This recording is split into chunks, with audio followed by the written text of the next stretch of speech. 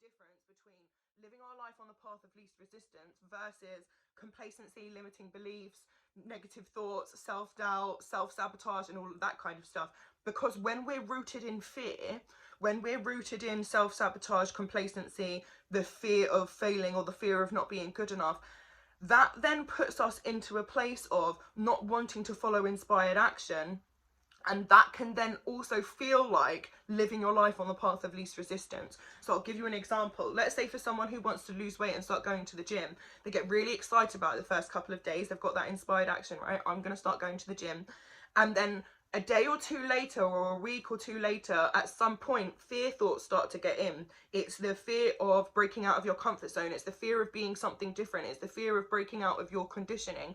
And then you have fear thoughts that then come in that try to infiltrate your mind and come in between you and your inspiration.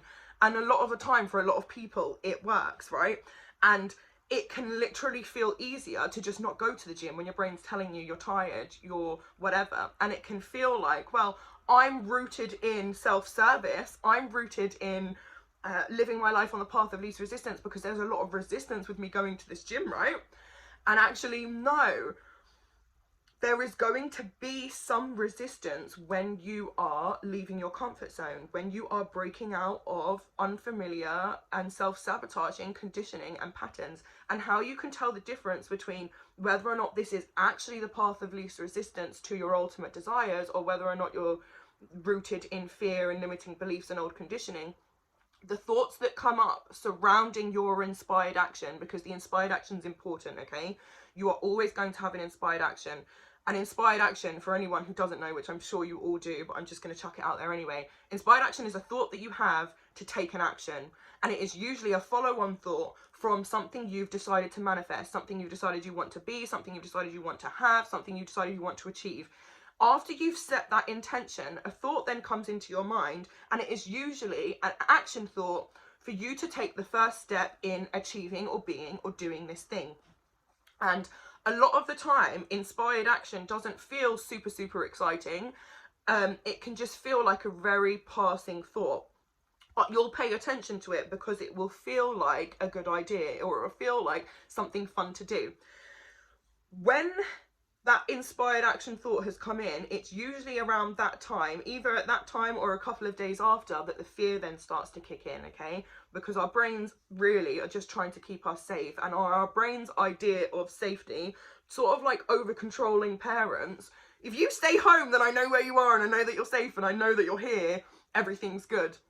But that's obviously not safety in the child's mind, right? And it's just sort of like that, where your brain is going to keep you in an unfamiliar or an uncomfortable circumstance because it is actually more uncomfortable being uncomfortable in that circumstance than it would be being uncomfortable in a new circumstance that could potentially bring joy, desire, and happiness. And so you are going to run into resistance when you are breaking out of subconscious patterns, or when you are achieving new and amazing things for yourself. And how you can tell the difference between what resistance that you're running into is whether or not the thoughts are based in fear or on love. So when you have an inspired action, what you want to be doing is paying attention to the thoughts that come up around it. If these thoughts are rooted in love, in joy, in desire, in inspiration, in passion, and in service to others or the world, then those are the thoughts, and those are the thoughts that are aligned with your path of least resistance to your ultimate desires. If you've then got thoughts that come up following an action of, but what if I'm not good enough, and what happens if that person doesn't agree with me, or what if I can't do that thing that I've been thinking I can do, or, you know, whatever, what if I try really hard and it just doesn't end up working out for me, or what if I try and then everyone knows that I failed. Fear thoughts, those are all fear thoughts. Those are all thoughts that are going to keep you in discomfort. They are rooted in struggle, they are rooted in self-sabotage, and they're not going to take you anywhere less your ultimate desires on the path of least resistance, okay? And so it's all about changing the way that you are thinking about your inspired action, and that is the resistance that you may run into, okay? So whatever your manifestation, or whatever it is that you're wanting to achieve in your life, or whoever it is that you're wanting to ease into, and when I say that, I find that really important, that you're easing into who you are rather than changing yourself and changing your life. I kind of feel like the world needs to fit in with us rather than we need to be fitting in with the world. And this is how I'm coaching people recently, right? And what I've noticed is if you just reduce that guilt, if you just reduce that mind chat and all of the sort of limiting beliefs and all of the excuses that we give ourselves for why we shouldn't follow that inspired action, then we actually find ourselves on a path of ease to whatever it is that we want, because what you're able to do is identify the thoughts as fear and then disregard them. The one really cool thing about us and thoughts, and what we know about our thoughts when it comes to mental diet, is that thoughts are forever fleeting, thoughts are forever changing. I could be thinking one thing now, oh, I really, really want an ice cream, and in a couple of minutes I'm going to be thinking about that person that I said I was going to text back weeks ago and that I haven't. And then in a couple of minutes I'm going to be thinking about, why hasn't my son woken up? It's fucking like nearly 10 o'clock in the morning. What's he doing? Right? And the thoughts are just going to keep moving and changing. And that goes for the thoughts that are rooted in fear. You don't have to pay so much attention and energy and emotion into them. The more attention and focus and energy that you give the thoughts that you don't like having, the more you light your brain up, okay? So if you were to look at a brain scan, when you have a thought about something and then you pay a lot of attention, oh, I don't want to be thinking that, let's say people with the 3P for a scenario, right? Oh, I don't want to be thinking that, don't want to be thinking about that, hate that 3P, can't think about the 3P, don't want to talk about the 3P, don't want to think about the 3P. So much energy and focus and attention on that thought. You're lighting up your brain, which your brain then perceives as a reward. Oh, I feel good when I feel this thought. There is so much energy, there is so much charge in this thought. This is a good thought to have, because our brains like to be wired, our brains like to be lit up. And so when these fear thoughts come in, you don't feed into them, because when you feed into them, and when I say feed into them, what I mean is judge it, pay attention to it, think on from it. And when I say think on from it, I mean go on to the next thought. Your thoughts should forever be fleeting and not be rolling on from the other unless you give it attention, energy and focus, right? So if these fear thoughts come up and you decide, I'm not going to give it attention, energy or focus, I'm instead going to ease into who I am and allow the thoughts and emotions that come through with me, because I know that in a minute or two there's going to be another experience coming in. And if I can look at all of my thoughts and emotions as just an experience, just a blip, my ex used to call it, right? Just a short time or a short moment in time where I'm going to feel and think this thing, and then it's going to be off onto the next one. It's easy. It's okay that I'm having that thought. I'm not going to judge it. That is just a thought that I've been having. And the reason why it keeps coming up for me is because I keep giving it so much attention, energy and focus. And so we just allow the fear thoughts to pass through. We don't pay it any attention or any energy or any mind. And if you want to, you can flip the thought. So if you start to think, what if I don't make it? What if I do all of this and it doesn't work out for me? What if other people know I failed, right?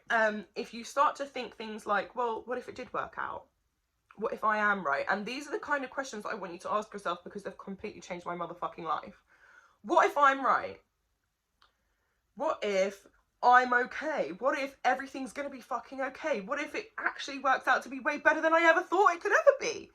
And start to have these thoughts, because they will completely change the way in which you feel when it comes to following your inspired action. So yes, be on the path of least resistance. Yes, understand that when you're running into lots of resistance and when the universe is giving you circumstances that feel really difficult and awkward, understand that it's happening to you. Understand that it's happening for you. It's not happening to you. Understand that it is bringing you closer and closer to yourself, which then brings you closer and closer to the things that you want. And so with the fear resistance, it's just about allowing it to flow through us, allowing us to have that experience, because it's only a matter of time before we move into a place of love. And the more attention and the more energy and the more focus you place on love, like what I said with the fear, the more your brain gets lit up, the more your brain wants to think those thoughts, the more your brain wants to put yourself in scenarios and situations to feel that charge, that electric, that energy, right? And so flip what you're doing. Start getting really excited when you notice a thought that you love. I love thinking that way about myself. I can't believe how confident I feel today. That is beautiful. Light your brain up with things that you actually enjoy, with things that actually feel good, and it will be so much easier for you to be able to decipher the difference between fear and love. There will be such huge chemical reactions in your body and in your mind, and it's about following love and following passion and following service and following inspiration and doing things when it feels good. And if the inspired thought or inspired action comes up and then the fear starts to come in, do it anyway.